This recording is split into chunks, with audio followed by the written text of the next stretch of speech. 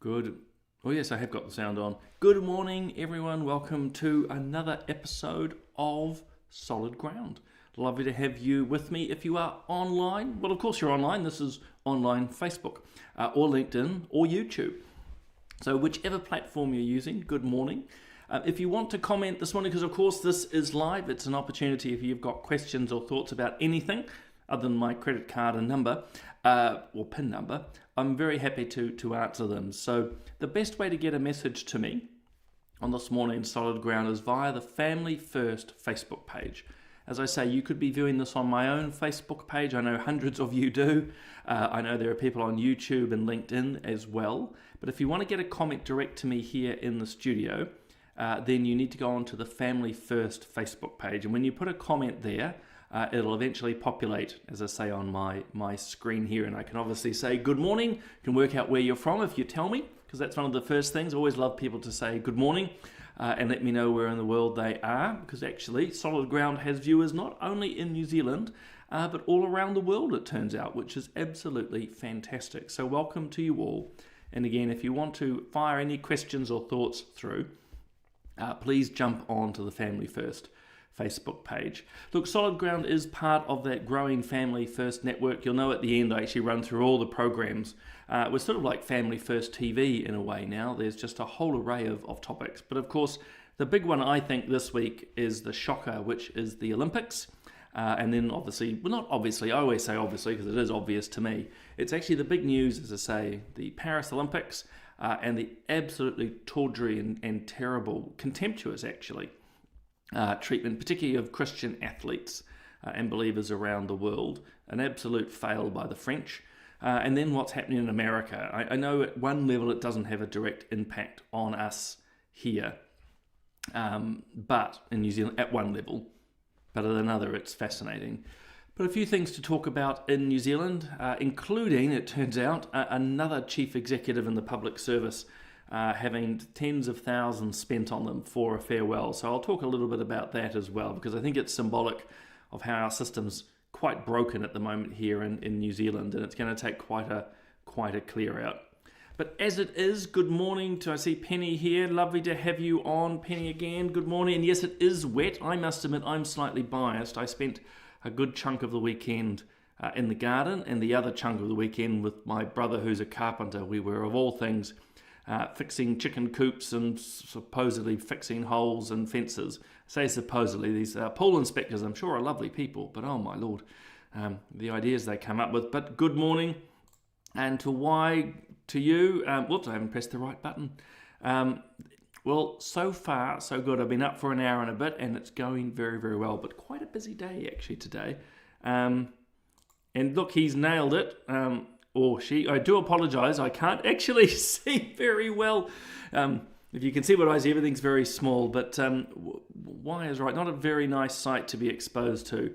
No, let's just start with the Olympics, because ultimately, you can reduce it down to, I'm going to show this. This was something that I put together last night actually, and put on what's called Substack. You can see the address down there, blatant advertising. onpoint.substack.com.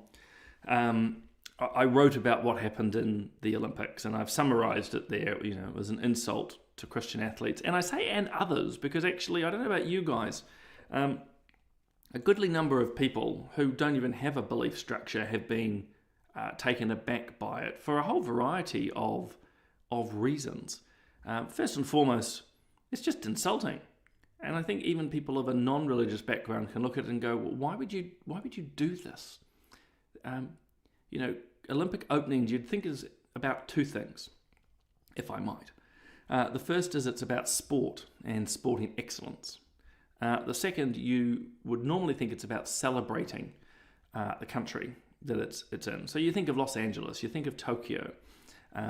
They celebrate, amongst others, by the way. Struggling to think of some of the others. It wasn't Sochi, there was that Russian one years ago, it was the Winter Olympics. They celebrate their own country. Beijing, wasn't it Beijing? They had like thousands of people playing the drums in synchronicity. Remarkable and beauty. And regardless, even if you want to take the religious allegory or illusion that they had on the Last Supper, why would you think that basically a bunch of overweight, poorly dancing and choreographed trans men or women, I don't know, basically overweight men dancing in girls' clothing, why on earth is that something worth celebrating France over? I mean, I'm sure the argument is diversity and we want to show all faces. Well, that's partly okay, but it just is bizarre to me. So I'm hesitating for no other reason. It was just so irrational. But that perhaps is indicative of just how ugly the whole thing was. I mean, it was literally, theatrically, visually ugly. And yet I think the motivations behind it were ugly as well. I mean, it was a direct attack on Christianity. And I know there's a whole pile of people out there because they've been attempting to comment on my Facebook and LinkedIn and other places. No, this was not about the Last Supper. It was not about this scene here. It was all about Dionysius and Bacchus, the gods of wine. That's what it was about, because the gods of wine are linked with France because of all their grapevines. You know, it's got nothing to do with Christianity. Well, of course, that's just utter BS for a number of reasons.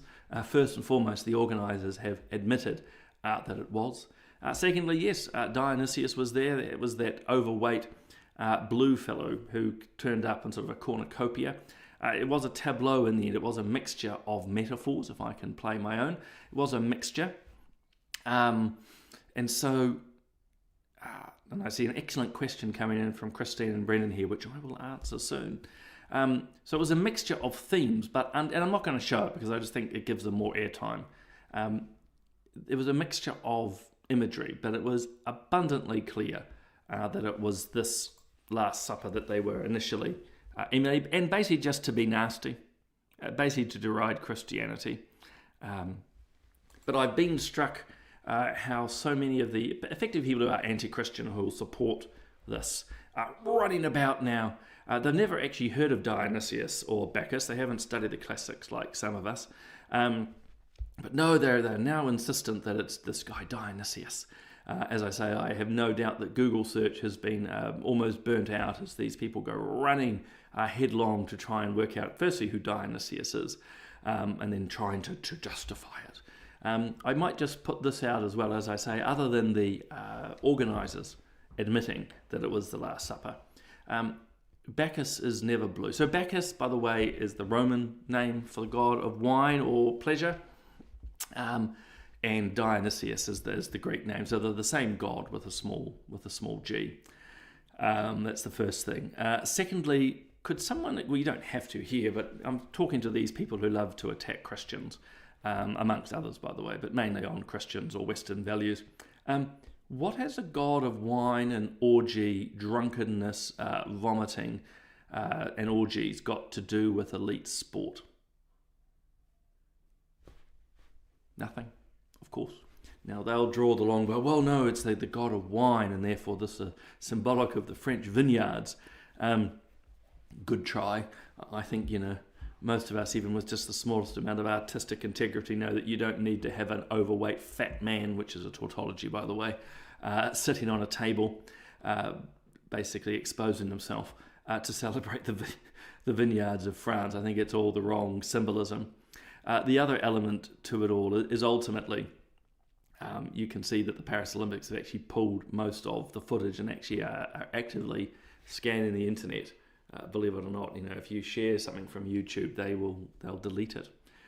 It's quite funny because I think Bob, as in my colleague Bob McCroskey, was doing his what called McBlogs, like his daily quick chat on topics. He had, I think, linked to a YouTube video of the ceremony, and then it just disappeared.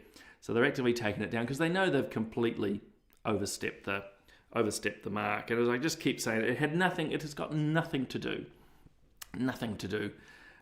with the Olympic. It was just a cheap, nasty shot.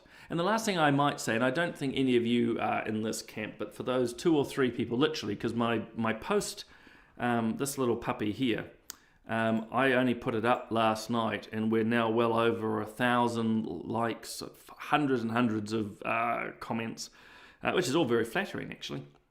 But at the same time, there's been a couple of people, which they're welcome to do, I'm all for free speech, are arguing that it's not what we say it is. It's funny because these are the same people who run around with the sort of believe all women ideas. So when it's other groups, they're more than happy to say, look, we have to believe people regardless of, like in our case, copious evidence. There are also the people that, I don't know, use the wrong pronoun, paint over a pedestrian crossing, and all of a sudden all hell breaks loose. But in this case, a provocative, wanton, tawdry, terrible display on the Seine River is to be ignored. The fact that literally billions of Christians and non-Christians are outraged, oh no, that makes no difference, because of course they're experts, they all know about the god Dionysius now. Makes you joke. Go and work out who Dionysius's mother is, amongst others, because there's about 3 of them in Greek myth if you follow them. This is the little thing is one of those. Dionysius's mother is the queen of Hades, of hell, which might be interesting symbolism right there. Anyway, good morning to Chris in the lovely Napier. Lovely to have you back on. Thank you, Chris, and always appreciate the comments. I've got Paula here. Hello from Taranaki. One of my very good former colleagues, Cam Calder, Dr. Cam Calder, was from the Taranaki and would always speak of it. And actually, Rachel and I were down there, was it last year? We ended up staying in the converted horse stables. It was amazing. Cherie says, thanks for speaking out. Look, happy to. I think actually, it actually behoves Christians in particular, but also all people of good will and who have any belief in the Western system to speak out for 2 reasons. One, we have to push back. There's a time for the turning the other cheek, and if you want to be slightly theological, there's also times to tip the tables. And I think we're more on the latter side, and I don't mean as in violence. What I mean is to robustly speak back and speak truth into this culture. The second reason why I think Christians in particular need to speak up confidently and proudly in defense of their faith is it illustrates the difference. I wrote in that little Substack, had Paris or the French Olympic officials decided to, mock Islam, quite literally, France would be on fire at the moment. A very, very different reaction. And I can say that because we've seen it before. Someone does a cartoon like the Charlie Hebdo, they go and literally cut their heads off and kill them. We've seen what's been happening in Holland and elsewhere, where perceived slights on the Quran lead to literal and terrible, terrible violence. Rosie puts and posits an exceptionally good question. Why do they have to do with sport? Well, absolutely nothing. I mean, they can make an argument around diversity and inclusion. But, I will put this out for the record. They try to suggest that this is the most marginal, oppressed group of people in society. Hard to make that argument when so much of the Olympics so far has been dedicated to transgender people running about doing whatever they want. I think it's a very difficult argument to make. Well, thank you, Linda. Good to have you on. I mean, I have to admit, I said it on Straight Talk, another one of Family First show last night, that I actually don't really watch the Olympics that much. I'm more of a sports player than I am a sports watcher. This was the question from Christine and Brendan, which I thought was so astute. Yes, I think so. If you can't read, I'm sure you can, but if you can't, it says, is this about attacking Christianity in order to attack democracy? The answer is yes. Always nuances, but the answer is yes, and it's both. If you've read a wonderful book called Dominion by Tom Holland, he's actually a non-believing or atheistic journalist in the UK, but he rightly posits that actually a lot of democratic society is based on Judeo-Christian values. Senses of liberty, freedom, are actually underpinned by Christian thought. Even the notion of personhood, what it is to be a person. We had to define that when in Christian thought we came to express the Trinity, Father, Son, Holy Spirit, 3 different persons. What is a person? How are they distinct? This was developed by Christian theology, and then later, particularly in the Enlightenment, developed, if you will, more into that sort of secular philosophy of, again, personhood, inalienable rights. So absolutely they do want to undermine, certainly the West. And you see this playing out in New Zealand, but across, doesn't matter if it's France or the UK or certainly in the US, of just attacking. The West has been supposedly racist, broken, evil, by all these people, by the way, living a very, very comfortable life. So it's both. Yeah, I think Cherie's right. It was. Look, it was. They used. This is the thing about evil. If you want to have a very quick theology lesson, and you're going, oh no. So one of my backgrounds is theology, so I every so often fall into it. But long and short, evil never adds to anything. Evil has no substance, if you will, or reality to itself. Evil is always an absence, I would argue. It's always taking away from the good. So to your point, Cherie, they've taken something beautiful, which is the Last Supper, both in terms of history, what it was, and also that beautiful, beautiful piece of art, which I'm looking for. They've taken this and, excuse me, and what they've done is, well, what evil does is undermine it. So they haven't added to it. They've just taken something beautiful and made it ugly. Yeah, Melanie, I think nailing its part. It is just trying to normalize a whole lot of things. Now, I very much am quite I was going to say liberal. That's the wrong word. I've got a pretty high tolerance for people being able to do what they want to do. I mean, if you want to dress up in blue and pretend to be the god Dionysius, you just go for it. But in terms of celebrating it on the world stage as if this is somehow normal, with children, by the way, which I think comes to Melanie's point. Lynn has, I'm liking what you're saying, but where were you in this government back? Oh, look, always a good point. This is harking back to the COVID days. I basically was there as much as I could be. I don't know if some people have been watching. Is it, oh my Lord, is it Voices of Freedom, for example, that movie? Just as an example. I think it actually starts with me speaking. So was I out there kicking down the doors, yelling from the highest hilltop? No, I didn't think that was particularly practicable in the situation. Might have made some people feel good for 30 seconds before I shot to pieces, but actually spoke up as much as I could, including, at the time, a very successful social media set of posts and videos, and was also, seeing that we're talking a little bit about religion, was one of only a couple of MPs who pushed the charge for religious freedom. And so a follow-up here from Christine and Brendan around Follow the Money. Yeah, look, it would be interesting to see where a lot of this is done. I mean, look, at the end of the day, they know, this is the French officials, they know they've absolutely stuffed it, at least for two reasons. One is they're trying to pull all the content. Secondly, there were so many other good things, actually, in parts of the opening that I watched, because, there was some amazing performances. I don't know about you guys, to see Celine Dion. I'm not her biggest fan, but Rachel and I just watched her film about her stiff person syndrome the other day, and your heart goes out to the woman. So to see her back was fantastic. Hey, jumping to a bit of New Zealand news very quickly, then I'll jump, if you will, to a little bit of the American politics, because it's always fun. Just the weekly reminder of the New Zealand Herald continuing to do free advertising for the OnlyFans pornographic website.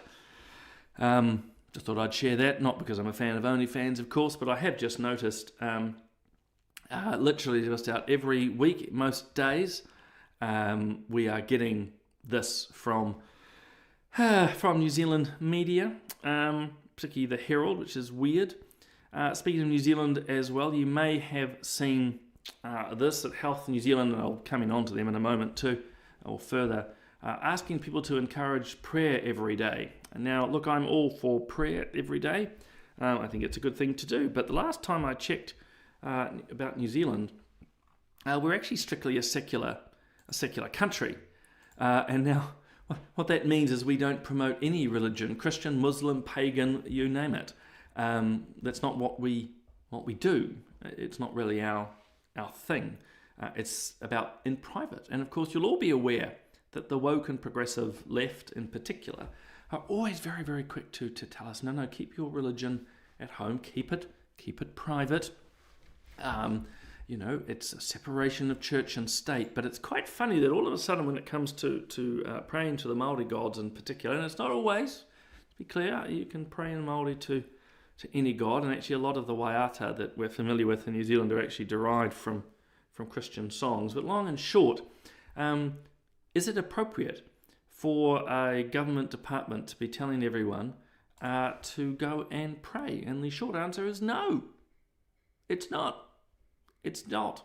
Nor is it, because if you've read this, and this is why I keep jumping back to it, it's clear that the Ministry of Health has also spent a lot of your money to go and do resources.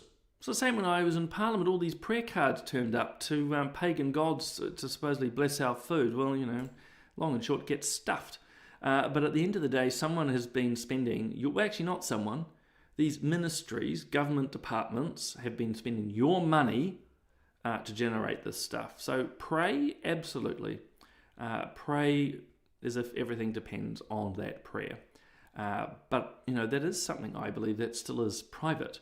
I just am not one of these people who buys the whole, let's just call it karakia, and it's all a little bit different. And I know there are some out there, by the way, and I had this debate with different people that, it's a quiet way to bring, prayerful messages in by just calling it karakia. Well, I don't believe that for a moment. But speaking of Health New Zealand as well, you'll see that, I haven't got an image for this, but just because I'm talking Health New Zealand, all the board's been sacked. The government sacked all of the board members and appointed a commissioner. Time will tell. Time will tell if this is a good thing or not, and you can hear my slight hesitation. I'm more of a person who believes in, excuse me, I'm more of a person who believes in, if you will, democratic accountability. But what we do seem to be seeing, God, that's an awkward sentence, in New Zealand is that actually a lot of the board members appointed to various government departments are not up to speed.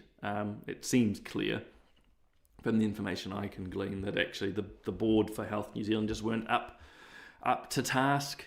And so I suppose that's a deeper problem developing here. We have so many board members who probably were appointed because of diversity, equity and inclusion, aren't up to scratch. They do have to be sacked. I am always nervous, I will admit, about centralising power. So at the end of the day, this has basically been controlled by the beehive. So it's not too good.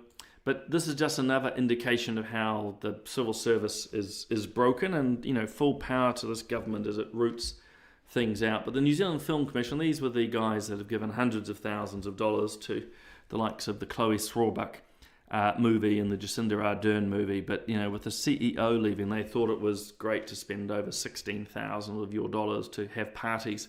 And this is a country at the moment where you go down to the supermarket and balk at the price of eggs and potatoes and fresh fruit. But don't you worry, the New Zealand Film Commission, woke as they are, funding basically crap. There we go, there's my swear word for the morning, as bad as crap is. But they go and fund absolute rubbish, but are more than happy to use your taxes to pay for their parties. So basically, the quicker this government can kick most of these people out and sack them, the better, which will be great. Just in terms of local politics, this photo says it all. Wrong call, I think. This is to do with Israel and Gaza. Apologies. So a couple of days ago, after Prime Minister Netanyahu had just delivered his talk in the House of Representatives in the USA, these prime ministers decided it was a great time to put out a statement calling for a ceasefire in Gaza. Now, to give them slight credit, they did at one point, out of copious sentences, mention Hamas and that they had to release all the hostages. But there was just two things that caught me. One is I thought it was quite funny that our Prime Minister would want anything to do with those other two. The second is ultimately, I'm amazed at how much opprobrium and focus is put on one side of the fight. Like, where are these three people writing letters to Hamas to say, well, basically, you're a bunch of you-know-whats. Sorry, you're now losing, but you were the ones who attacked and murdered over 1,000 people. Give up the hostages. So long and short, what I am seeing and saying is I'm just amazed at how much time is spent attacking Israel with so very little focus on the terrorists. And if you want to know what these terrorists stand for, just go and look at the protest, be it here in New Zealand or in recent days in Washington, DC, where people are literally burning American flags, raising Palestinian flags, and scrawling on symbols of democracy that Hamas is coming. Because Netanyahu, as weird as he is, and strangely political, he's right when he says that what is happening against Israel is just the start. So, yeah, I'm just going to see if I can pull up. There's a few more comments have been racing in. I've sort of got to keep an eye on them, literally. So Amanda's right. Look, there is a big push, and actually be aware that the Law Commission at the moment is once again investigating supposed discrimination based on gender. This is, again, all the transgender fluidity, that you're not allowed to discriminate. What it is just a backdoor attempt to bring in hate speech, again, to even mention your disagreement. And if you think I'm overcooking this, well, I'm not, because I'm sorry I don't have a slide, but the police, look up the Free Speech Union here in New Zealand, because they've exposed documents given to the New Zealand police, giving them tips about what hate speech is. And simply saying that you believe there are two sexes is, according to police documents, hate speech, and the police need to look out for it. What is striking, of course, is we do not have any laws in this space. So what are our police doing? So long and short, I hope this doesn't apply to any of you, but if any policeman comes up to you and says what you are saying is hate speech, just very politely inform them that there is, well, you could just ask them, where's the law, officer? Yes. Yeah, no, not good. Yeah, Melanie's, I think have I got this right? Yeah, there is, Melanie's right. It is a bit of a twist going on. It's just the upending of things, basically. And look, there's always a discomfort. You have to, I would suggest, step back a little bit on a lot of this stuff and go, right, is it just simply because it's something I'm familiar with? You know, not a lot of us like change. I think most of us are actually quite naturally conservative.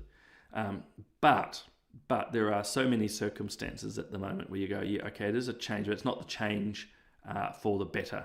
You know, as I've often pointed out to the very woke and progressives, how's their great experiment going for them as, you know, society becomes more violent, more drug use, more divorces, more abortions, more suicides. How's that great experiment going for you all? This is, I think, well, very encouraging to me. Well, I hope that the discussions of sorts have had a bit of an influence on that. Wendy notes that are also encouraging staff to pray. Yeah, again, I just don't think it's appropriate.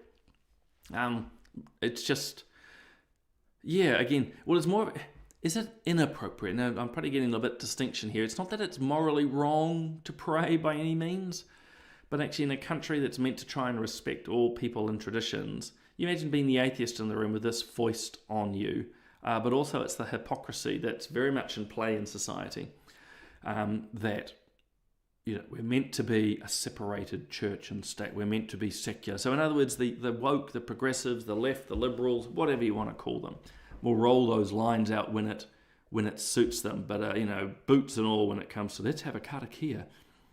And doesn't seem to be working. So yeah, okay. Now I better just skimming back through. Yeah, this is a slightly different topic, but it's keeping to New Zealand about the Darlene Tāna. That's the Green MP. Actually, Bob and I will be talking to this on Thursday. We've got a new show. I don't have any slides for that, but 5 o'clock Thursday here on Facebook. So particularly on the Family First Facebook page. I'll see if we can link it across to mine. But long and short, we're going to be doing a new live TV, if you will, called Political Playback. It's where we look at all the political goings on in the last week. So tune into that, particularly Rosie, because we will be talking about the Darlene Tāna situation. But yeah, it's a classic thing. They've always voted against this waka jumping, but now that it's convenient, and Melanie's jumping on in as well. Hey, really, really quickly, because there's a lot going on at the moment, but I've just been struck. Oh, I've missed the wrong button. There we go. Just very quickly in the United States, it's the media returning to normal function around the Donald Trump versus Democrats, which I just think is quite amusing. I'm just trying to find, beginning now to obviously promote Kamala Harris a lot. Big focus on her, and if it's the same, actually Bob and I were talking about this last night, Bob McCoskey, that we've gone from obviously day after day very bad headlines about Biden, but they're now emulating what they did, the media did with Jacinda Ardern, which is constant positive news. So she's raised all this money, the polls are looking better, they're removing elements of news about her, and then push. I mean, this is sort of a mixed message to me. It's fascinating that her policy plans is guns to be removed and death for others. It's a sort of a strange paradox there. We need to reduce gun violence but increase violence against the unborn. You then have this sort of stuff going on with Trump where now they're trying to, and you see the mainstream media in particular trying to push this narrative of, was he really shot? Well, I don't think he hit his ear at exactly the same time with a little sachet of ketchup. Whether it was the actual bullet or a fragment or shrapnel, it doesn't really take away from what happened. So again, what you've sort of got at one level, you've got all this great celebratory, as I say, mainstream media returning to usual transmission. Isn't it amazing? Trying to cast doubt on Trump. You've also got all of this stuff going on. This is in New Zealand that, we're so worried about the prospect of Donald Trump. Now, maybe people are. In many ways, at some levels, I'm worried about either him or her getting in. But why I shared this one is I just thought it was quite funny, because when you read the article, no one says why. So this is just indicative, I would suggest to you guys,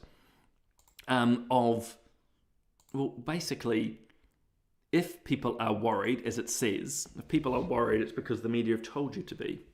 Go and ask them, why are you worried? I mean, I asked this to someone on the street the other day. Oh, well, Trump won't do a trade deal. It's like, well, we've had a Biden presidency for the last 4 years, and New Zealand doesn't have a trade deal. I mean, what's the big deal there? It's just the ironies, if you will. And then I think I'll see if I can run this little video for you, and I'll talk you through it, because it's also how media, in this case, not just media, this is via Google, manipulates information. So this is important. I'll just get this to play, I hope. Yeah, so this is me searching for the assassination attempt, effectively of Trump. But see, if you type in assassination attempt, it gives you all these different suggestions and options. So from Reagan, and what does it mean of Truman in Slovakia and elsewhere. But then, okay, I badly type it. You go, okay, let's just try to put in about someone else, about Reagan. Lots of thoughts. And now you put in Trump, nothing. Absolutely nothing. So let's let that run again. So what it's trying to illustrate is how, in this case, Google manipulates what information you get. So if you're talking about assassinations, it does not include in this list. And it goes down further, the recent assassination on Trump. It will give you one on Slovakia for some reason. If you type about another president who's been shot, again, lots of options, but type in Trump, nothing. Absolutely nothing. Now, again, that's not, waving a partisan flag. It's just a real red flag to all of us of how media manipulates what information you get. As I was pointing out earlier, they'll promote OnlyFans. They will promote, just trying to find something else here, that, you're all scared of Trump. They will keep telling you just how amazing these people are. They will just pump out information after information, which suits the agenda, which is why we run shows like this, guys, is ultimately to try and expose a lot of this, or rather just to give you some alternative thoughts and perspectives from what you are being served. So here. Anyway, I've noticed once again I've gone flying over time. And a very nice comment, which is sort of why we're trying to do these things to Melanie, is ultimately, look, will I get things wrong? Will I have the perspectives that don't always nail it? Absolutely. But we don't pretend like Jacinda Ardern and friends to be the podium of truth. We just, as the name suggests, trying to bring a solid ground of views and morals, values, ethics and faith to try and discuss topics quite openly and transparently. So that's what we do, and it's just, as they say, trying to bring more voices, whereas you see on the other side a very strong attempt to silence people. Speaking of that, just to give you a sense, through Family First, there's a whole array of media now. So every Monday night live, there's a panel that does straight talk. We talk the topics of the day. Bob, there he is. Bob McCroskey, the founder and chief executive of Family First, does usually a daily, what he calls Mick blog. So sort of 10 or so minutes where he dissects the topics of the day. Or usually our topic, to be fair. I bounce all over the place, as you've found.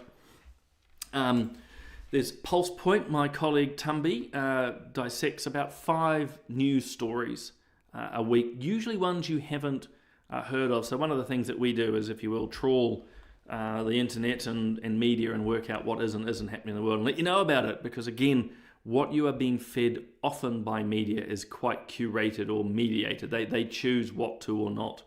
I also do a weekly podcast for Family First called Family Matters. One of the more recents was talking to Sam Garraway. He's the young guy on, is it your left? Obviously the person who's not me. Is the head of Christians Against Poverty. They do some amazing work. And then if you haven't for some reason got tired of me, I do a weekly radio show with RCR. That's every Friday morning from 10 till midday. Actually, I have a very, I think, amazing guest this week. Her name's Päivi Räsänen. She's a Finnish MP, and get this, she was arrested and charged, and she's up for her 3rd court case now for quoting the Bible. I kid you not. She's been arrested on the basis of hate speech because she quoted the Bible. And then, as I say, there's always my Substack. This is an older shot, but it's called On Point. The most recent one is about the Olympics, this one here. But just to give you a hint of what the page looks like, you can always jump on and check that out. So guys, lovely as always to join you this morning. I've got to away and get ready for the rest of the day, including doing a few more records for Family Matters, that podcast. So look, thank you for joining me. Thank you for all your questions. For those of you who have been commenting on the likes of LinkedIn and my Facebook page, I will attempt to respond to those later. But in the meantime, I just hope you have a fabulous day. I'm just seeing some other comments here I'm putting on the screen as we finish up. Definitely, and watch the Sue will tell you, and rightly, the book is better. But if you're, time poor and a little bit, I was going to say lazy, but that's rude. If you just want to watch the film, it's on Netflix as well. But Sue is right, the book is particularly good. But guys, enjoy your day. I will look forward to seeing you next week.